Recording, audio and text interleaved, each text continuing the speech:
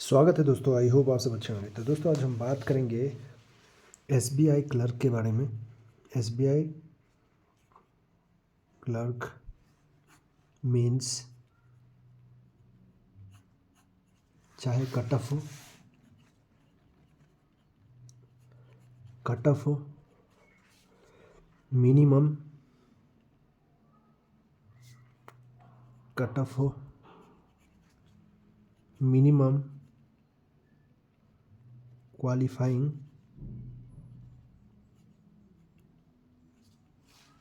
Marks हो, normalisation हो,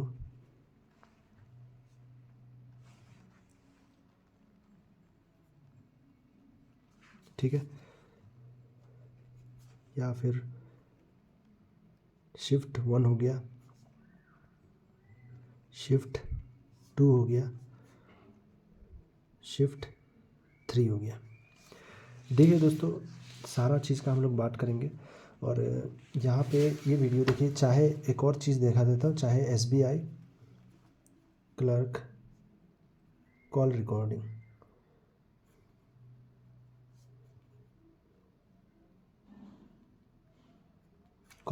हो।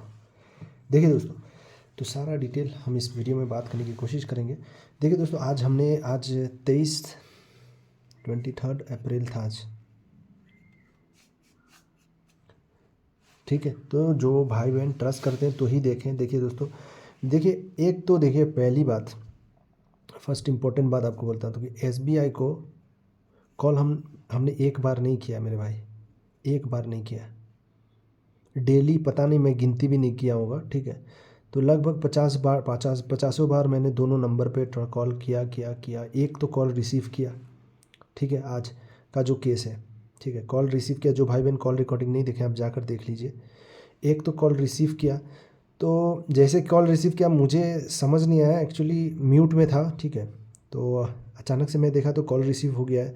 क्या क्या सवाल पूछूं अचानक से दिमाग में नहीं था, ठीक है। तो जो जितना था मैं कोशिश किया, जितना हो सके मैं पूछने की पूरी कोशिश किया हूँ, ठीक है।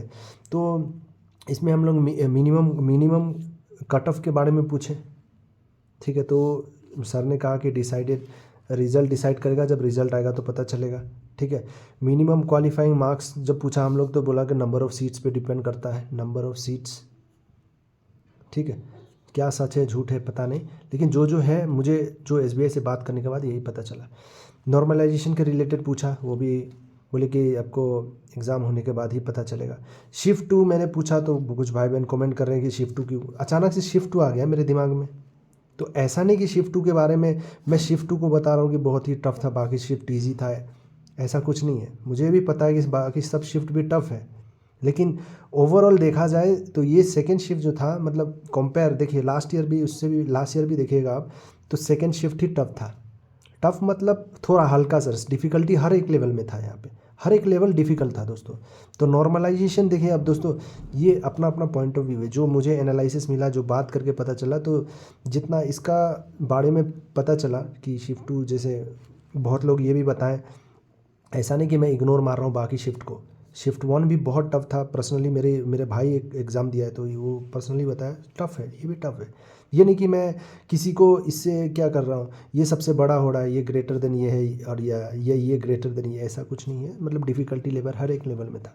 शिफ्ट 2 निकल गया दोस्तों। तो शिफ्ट क्या हुआ कि मैं कोशिश किया कि पूछने के लिए कि शिफ्ट 2 के नॉर्मलाइजेशन क्या होगा, नॉर्मलाइजेशन में कितना मार्क्स मिलेगा, उस पॉइंट पे मैं जाना चाहता था। तो इसी कारण मैंने शिफ्ट 2 बताया, ठीक है दोस्तों। वो शिफ्ट 1 भी कह सकता है, शिफ्ट 3, तो इससे आपको दिमाग में नहीं लेना है। सबसे बड़ी बात कि कुछ इन्फॉर्मेशन तो मिले हमें, कॉल करने के बाद क्या इन्फॉर्मेशन मिलता है।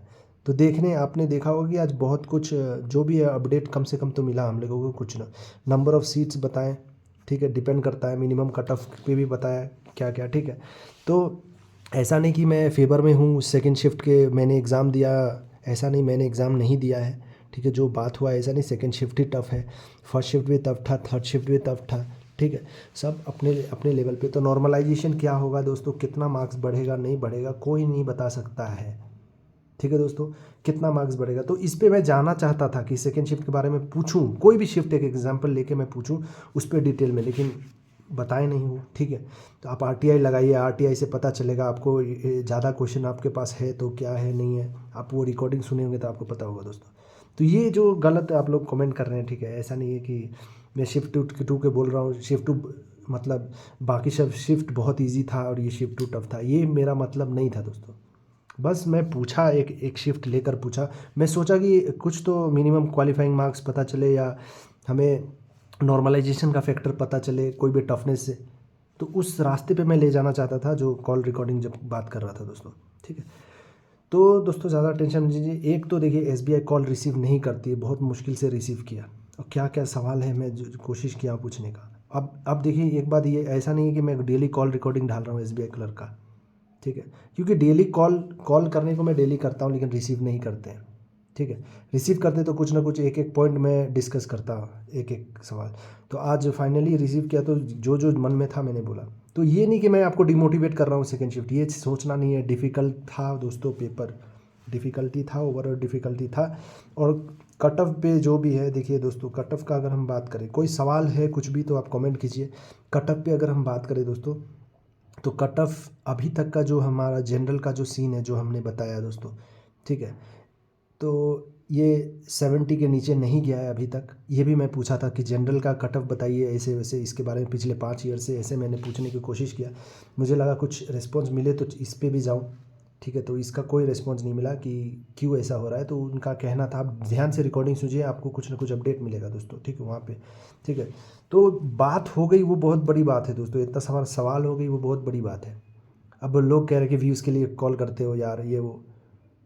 आप देखिए दोस्तों, मैं फ़ोर्स नहीं करता हूँ, आप वीडियो देखिए नहीं देखिए, ठीक है, लेकिन सिर्फ एक भाई बहन भी अगर कहें ना, एक भाई बहन भी कहते हैं, तो मैं ये नहीं कि एसबीआई को सिर्फ कॉल लगाता हूँ। व्यूज़ का मैटर होता तो मैं कर्नाटक बैंक को नहीं लगाता, इंडियन बैंक को नहीं लगाता। आप देख लीजिए इंडियन बैंक का जाके व्यू देख लीजिए, 150 व्यू होगा। तो ऐसा नहीं कि व्यूज़ जिस पे आ रहा है मैं उसी पे बनाऊंगा, जो आप लोग कहेंगे मैं कहूँगा। कमेंट करके आप लोग बताइए। लास्ट टाइम आप ही लोग ने कहा था कि इस पे पूछने के लिए सवाल, मिनिमम कट ऑफ पे मैंने पूछा, मिनिमम क्वालिफाइंग मार्क्स मैंने पूछा, नॉर्मलाइजेशन मैंने पूछा, ठीक है। तो ये सब जैसे आपने बताया, वो पूछा, रिज़ल्ट के बारे में पूछा, रिज़ल्ट कब तक आएगा, रिज़ल्ट के बारे में भी पूछा, ठीक है। तो जैसे आपने कहा मैंने वैसे ही किया हूँ और करता रहूँगा, चाहे एक भी भाई बहन कमेंट करें, ठीक है। तो अब कट ऑफ पे बात करें तो देखिए दोस्तों, एक क्विक रिव्यू ले लेते हैं यहाँ पे। ऐसा नहीं स्टेट वाइज मैं डिस्कस करने वाला नहीं हूँ, डिटेल बता देता हूँ। जनरल का आज तक 70 से नीचे नहीं गया है दोस्तों, ठीक है, 70 से ऊपर रहा है। ईडब्ल्यूएस भी आज तक 70 से नीचे नहीं गया, 70 के ऊपर रहा है हर एक स्टेट में, ठीक है, हर एक स्टेट में। नेक्स्ट अगर हम बात करें ओबीसी का, तो ओबीसी का आपका 60 से नीचे आज तक नहीं गया है। तो ये भी आपका ट्रेंड फॉलो कर सकता है, ठीक है।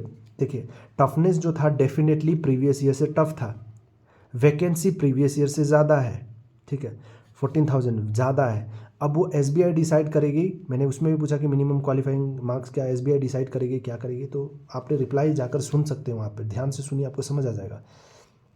तो ओबीसी का 60 के नीचे नहीं गया है। एसटी का जैसे दिखाया मैंने आपको, रिकॉर्ड के साथ दिखाया हूँ लास्ट टाइम वीडियो में, कि एसटी का जो कट ऑफ था आपका 2018 में, शायद 18-22 में, 2022 में आपका 50 के रेंज में गया था, ठीक है। 2018 में 50 के रेंज में गया था, मतलब 50 से ऊपर था।